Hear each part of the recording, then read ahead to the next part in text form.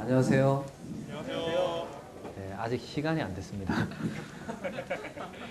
네, 너무 급해가지고 먼저 들어왔네요. 아직 2분이나 시간이 남아있는데 빨리 할 말이 있어가지고 들어왔습니다. 12회 만에 민법 판례를 정리하는 게 불가능하죠.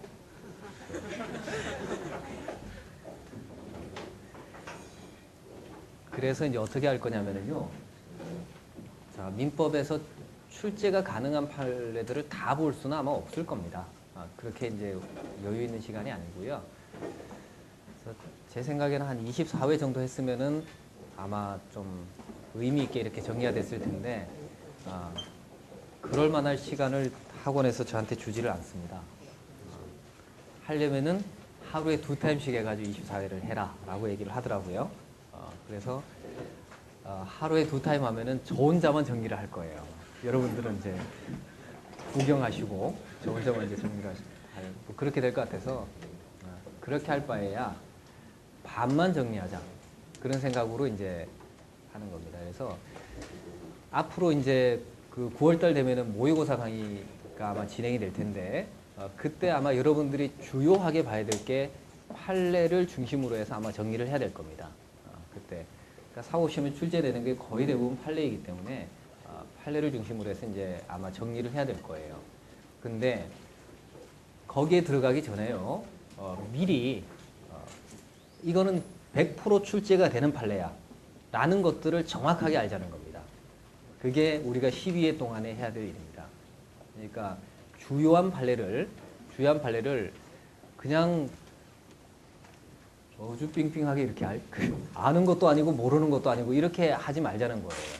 그래서 출제가 확실하게 예상되는 판결의 경우에는 이게 어떤 식으로 꼬여서 나오더라도 다 맞출 수 있도록 정확하게 이제 알고 넘어가자는 겁니다. 이게 기반이 되면 나중에 9월 달에 판례를 정리하기가 굉장히 좋을 겁니다. 그러니까 중심적인 판례들을 가지고 있기 때문에 나머지만 이제 끼워 넣으면 되겠죠. 그래서 그 목표를 주요한 판례를 정확하게 알자. 이게 이제 목표입니다. 근데 판례 양을 늘리지는 않을 겁니다. 양은 가급적이면 줄이고 대신에 뭘 높일 거냐면 정확도를 높일 겁니다. 그러니까 확실하게 알아야 돼요. 확실하게. 그래서 이제 어떤 식으로 강의가 진행이 될 거냐면요.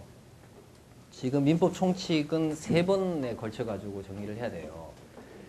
그러면 자, 여러분들이 나중에 이제 참고를 좀 하시기 바랍니다. 어떤 식으로 이제 정리를 할 거냐면 제일 처음에 조문을 볼 겁니다. 제일 처음에 조문을 보고 조문 해석과 관련해 가지고 의미 있는 판결을 판례집을 통해 가지고 확인할 거예요. 그래서 그 판례를 정확하게 숙지를 하고 넘어가는 이런 식으로 진행이 됩니다. 그래서 여러분들은 이제 수업 시간에는 조문하고 판례집 이 2가지를 가지고 수업이 진행이 될 거예요. 그 다음에 이제 돌아가셔서 복습을 하실 때에는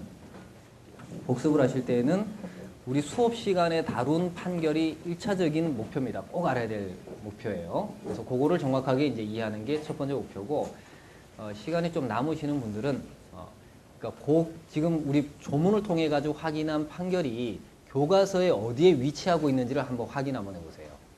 이러면은 공부가 됩니다.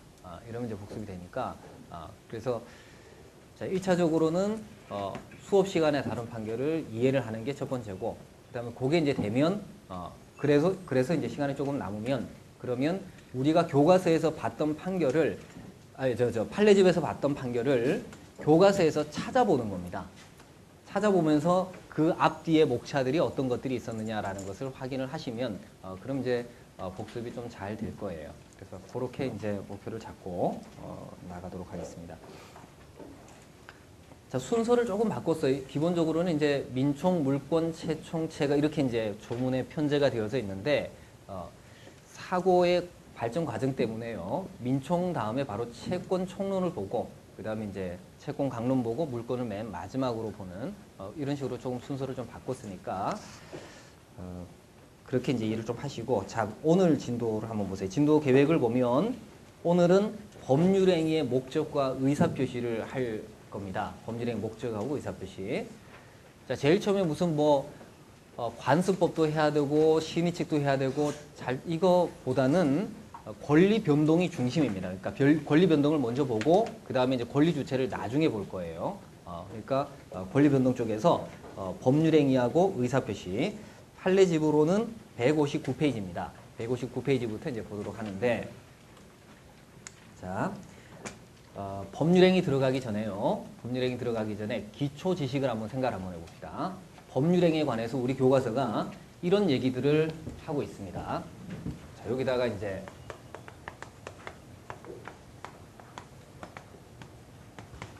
목차만 가볍게 좀 언급을 할게요. 교과서에서 다루고 있는 목차는, 자, 제일 처음에 이제 법률행위 총설이라고 해서 법률행위의 의의가 뭐냐라는 것을 얘기를 합니다. 그 다음에 이제 두 번째는 이제 의의하고 그 다음에 효력 근거를 얘기를 해요. 법률행위의 효력의 근거가 어디에 있느냐라는 것을 얘기를 합니다. 이거 적지 마세요. 시험에 안 나오니까. 적지 마시고 그냥 보세요. 그 다음에 두 번째 이제 법률행위의 종류를 얘기를 합니다. 다양한 법률행위 종류들을 얘기를 합니다. 뭐 계약, 단독행위, 뭐 합동행위 뭐 이런 것도 얘기를 하고요. 처분행위, 뭐 채무 부담행위 이런 것도 얘기를 합니다. 자, 그 다음에 세 번째는 법률행위의 목적을 얘기를 합니다. 그러니까 우리가 봐야 될 부분은 이 목적 부분입니다. 법률행위 목적은 법률행위를 체결한 당사자가 실현하고자 하는 법률 효과를 법률행위 목적이라고 얘기를 합니다. 목적이 제대로 잘 갖추어져야지 의혹한 바에 따르는 효과가 생깁니다. 그러니까 목적의 이제 유효 요건들을 검토를 해야 되겠죠. 목적의 유효 요건들이 뭐가 있냐면요. 자, 기본적으로 네 가지를 얘기를 합니다. 목적이 적법해야 된다. 강행 법규에 위반하지 말아야 된다. 적법부터 하지 말고요. 이게 확정되어서야 된다. 그 다음에 실현 가능해야 된다. 그 다음에 적법해야 된다. 그 다음에 사회적 타당성이 있어야 된다. 이 네 가지를 목적의 유효 요건이라고 얘기를 합니다. 자, 그 다음에 이제 두 번째는 목적의 해석 문제가 나오게 되겠죠. 이런 정도를 법률행위 쪽에서 다루고 있어요. 근데 우리가 이제 좀 집중해서 봐야 될 부분은 뭐냐면은 바로 이겁니다. 목적의 유효 요건 중에서 적법성하고 사회적 타당성 부분을 잘 정리를 좀 하셔야 됩니다. 강행법규에 위반하는 법률행위의 목적이라고 한다면 의혹한 바에 따른 효과를 줄 수가 없어요. 법률행위 뭐가 됩니까? 무효가 됩니다. 그래서 강행 규정과 관련한 쟁점들을 봐야 되고요. 그 다음에 사회적 타당성에 관한 일반 규정이 민법 103조입니다. 그래서 103조와 관련한 여러 쟁점들을 이제 정리할 필요가 있습니다. 법률행위 부분은 이런 내용들을 이제 교과서가 언급하고 있으니까, 자, 적법성부터 한번 보도록 하죠.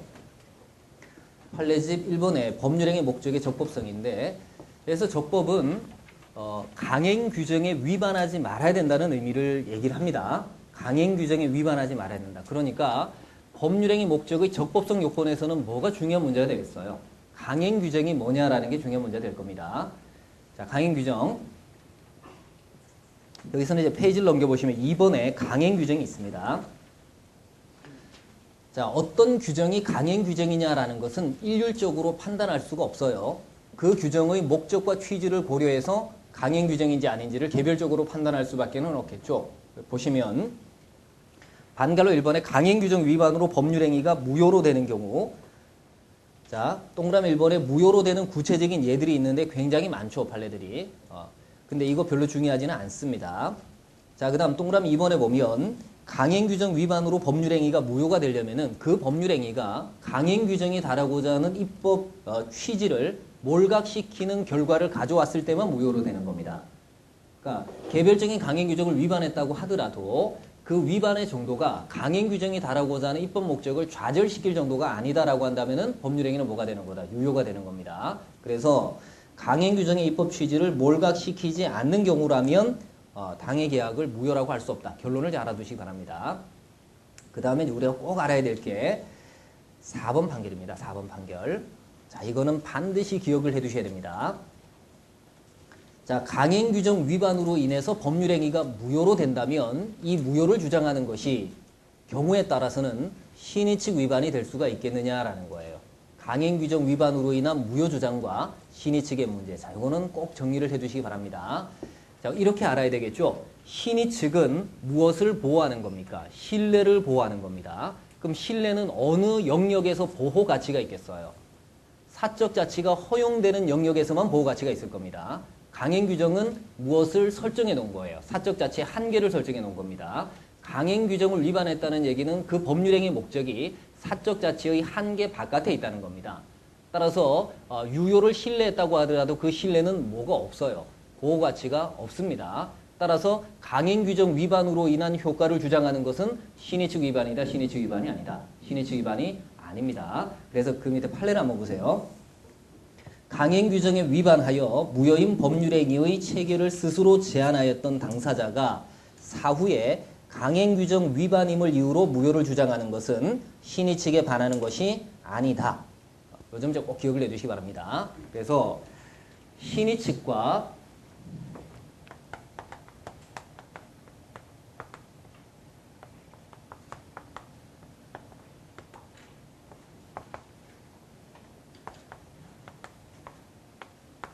신의 측과 강행규정이 충돌하게 될 때는 어느 게 더 우월적 지위를 가지게 되는 겁니까? 강행규정에 따르는 효과가 더 우월적 지위를 가지게 되는 거다라는 겁니다. 그래서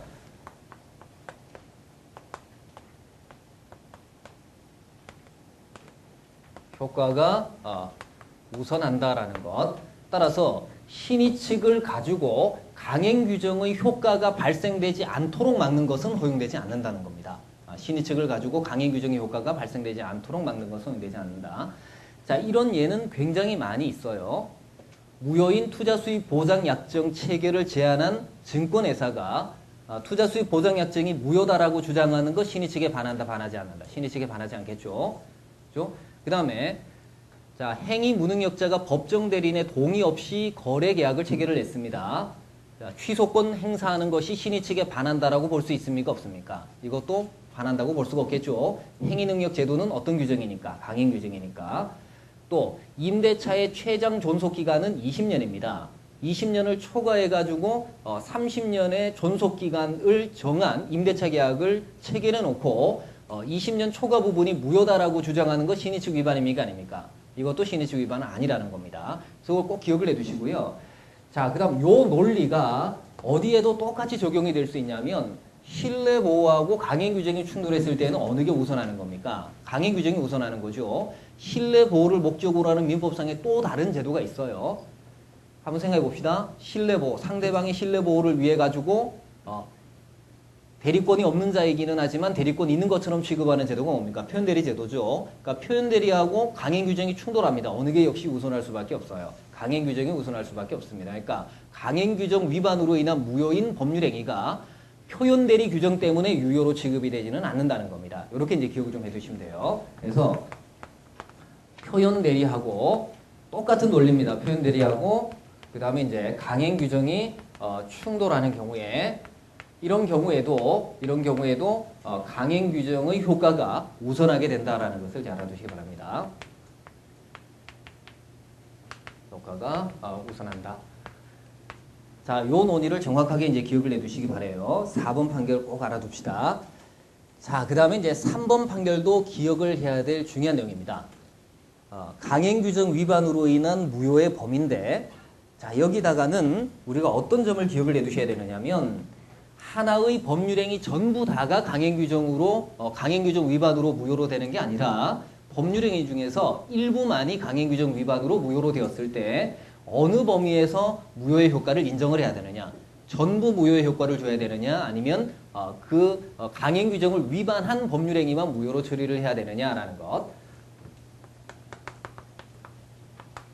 강행규정 위반으로 인한 무효의 범위입니다. 자, 강행규정 위반으로 인한 무효의 범위. 여기에는 일부 무효의 법리만 적용이 되겠습니까? 아니면 전부 무효의 법리도 적용이 되겠습니까? 사실 이건 이제 지금 3번 판결에 보시면은요, 강행규정을 위반한 법률행위가 어느 때나 전부 무효가 되는 것은 아니다. 임대차 최장 존속기간을 정한 민법 651조를 위반해서 체결된 임대차 계약은 최장